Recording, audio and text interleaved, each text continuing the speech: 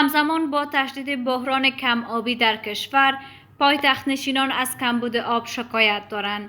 کمبود آب در بخش‌های از کابل به یک از بحران‌های عمیق و نگران کننده در این شهر پرجمعیت افغانستان تبدیل شده است.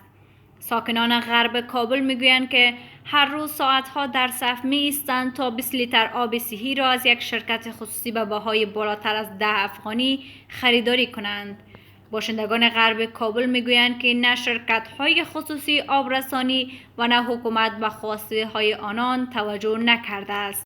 پیشتر از 5 ساعت 6 ساعت منتظر میمونه تا نوبت برای اینها برسه. مشکل کمبود آب در شهر کابل و بسیاری از شهرهای افغانستان سراسری است، اما در برخی نواحی شهر کابل حدود 6 ماه پیش چاهای آب در این ناحیه خشکیده‌اند و تلاش برای احیای چاهای نتیجه نداده است. 9 ماه شد که نلای ما نمیآید.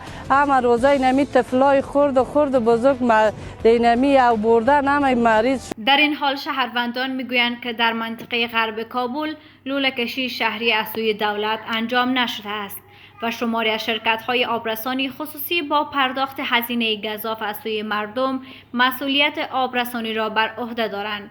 این شرکت‌ها با حفر چاه‌های عمیق در محل‌های مختلف در این منطقه به کوچه‌ها و پس‌کوچه‌های غرب کابل آب می‌رسانند و پس از تسلط حکومت امارت اسلامی به دلیل افزایش قیمت نفت نرخ 1 متر مکعب آب را از 35 افغانی به 50 افغانی افزایش دادند. ما نداریم دیگه. ما این نوبت سیستم.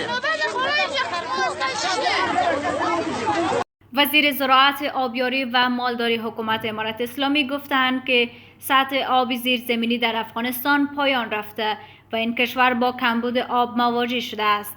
عطاالله عمری در برنامه تحت عنوان حسابدهی دولت به ملت خشکسالی را دلیل اصلی کمبود آب خواند و افزود اداره حکومت امارت اسلامی کمیته با مشارکت مسئولان چند اداره دولتی بر ریاست عبدالسلام حنفی معاون رئیس الوزرای این کمیته تشکیل داده تا به این مشکل رسیدگی کنند. در این حال وزیر زراعت حکومت هشدار داد سطح آب زیرزمینی به ویژه در کابل به صورت روز افزون همچنان در حال کاهش است.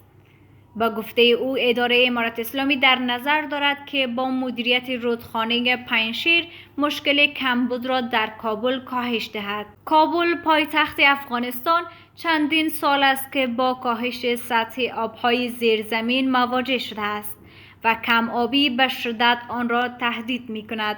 اما وضعیت این روزهای غرب شهر کابل که بیشتر محل زندگی شیعان هزاره در این کشور است، حاکی از بحران زودرس کمبود آب در پایتخت افغانستان است.